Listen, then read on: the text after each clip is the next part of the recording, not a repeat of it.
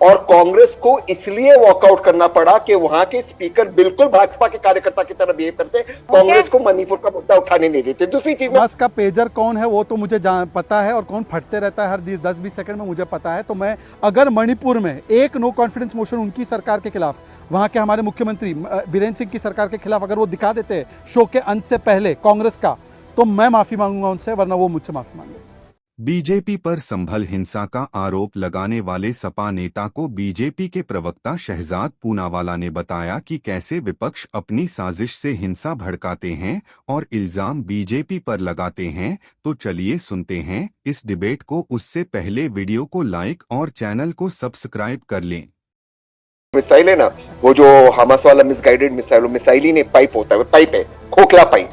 Manipur assembly में please आप fact check करना रूबिका जी, बिल्कुल चर्चा हुई और कांग्रेस को इसलिए वॉकआउट करना पड़ा कि वहां के स्पीकर बिल्कुल भाजपा के कार्यकर्ता की तरह बिहेव करते, कांग्रेस को मणिपुर का मुद्दा उठाने नहीं देते। दूसरी चीज में अपनी बात समाप्त करना,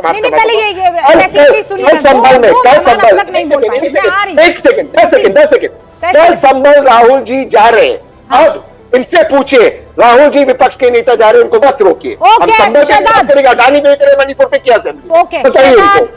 मिसगाइडेड मिसाइल है, आप झूठ बोल रहे हैं। देखिए हमास का पेजर कौन है वो तो मुझे पता है, और कौन फटते रहता है हर 10-20 सेकंड में मुझे पता है। तो मैं कौन पेजर कौन मिसाइल उसमें नहीं जाना चाहता। तहसीन से चुनौती है, मणिपुर की सरकार के विषय पर नो कॉन्फिडेंस मोशन पार्लियामेंट में लाया गया मोदी सरकार के खिलाफ।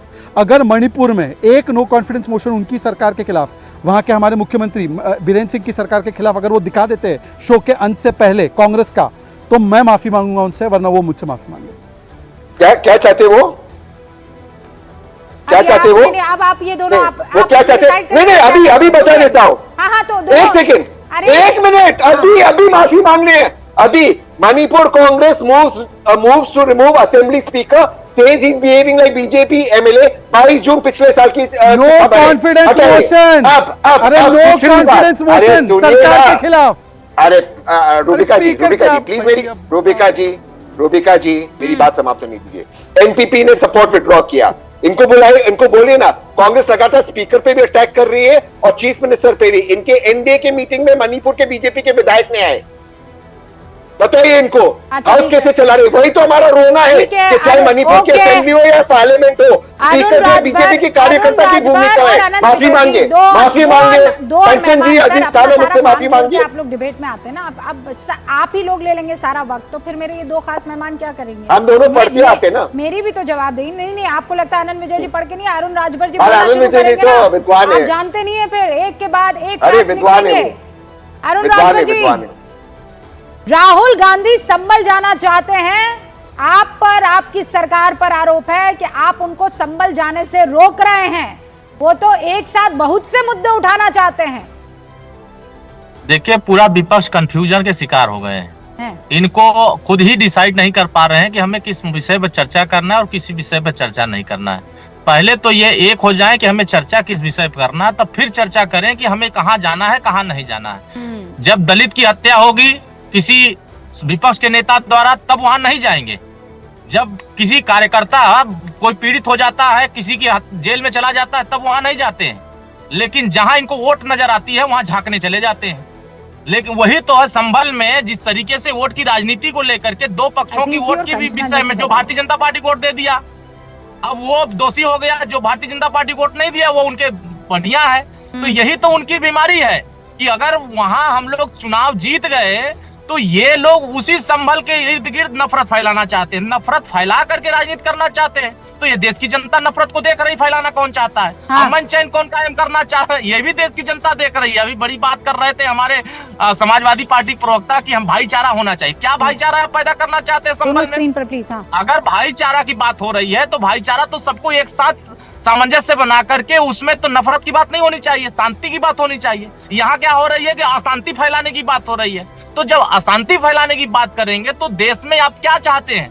ये उत्तर प्रदेश में कानून का राज चल रहा है, यहाँ अशांति फैलाने वालों को यहाँ शांति से रख दिया जाता है। यहाँ आप दंगा नहीं कर सकते हैं, यहाँ अपराध नहीं फैला सकते, गुंडागर्दी नहीं कर सकते हैं, उसके ऊपर कंट्रोल किया जा सकता है। और कंट्रोल हो रहा है क्या? उत्तर प्रदेश की सरकार पहले भी अरुण रही है। जी, लेकिन आप बड़े बड़े आरोप लगा रहे हैं समाजवादी पार्टी पर। समाजवादी पार्टी की तरफ से कहा जा रहा है कि आप एक विशेष वर्ग को, एक विशेष धर्म को बार बार कटघरे में खड़ा करते हैं, उनको कोने में धकेलने का काम कर रहे हैं। जवाब दीजिए मुझे 10 सेकंड में। देखिए, किसी एक धर्म की बात नहीं हो रही है यहाँ, देश के सभी समाज की बात हो रही है, सभी समाज की 140 करोड़ जनता की बात हो रही है। हमारे इंडिया के लोग 140 करोड़ जनता के विकास की बात कर रहे हैं और 140 करोड़ के बीच में ये दंगा की बात कर रहे हैं। आप भाईचारे का ढोंग रचते हैं, आप चारा बनाते हैं और भाइयों के आगे डाल देते हैं।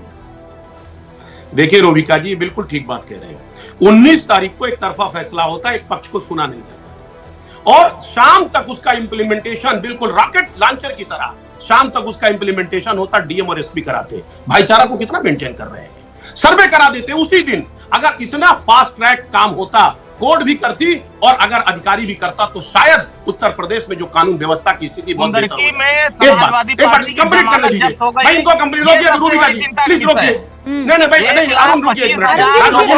अरुण जी बीच में नहीं, अजीज साहब आपके बीच में नहीं बोले, अजीज साहब आपके बीच में नहीं बोले, वो आप सुन लीजिए ना, उन्होंने पूरा आपको सुना। हाँ। एक तो ये हो गया, ये वाकई में भाईचारा मेंटेन।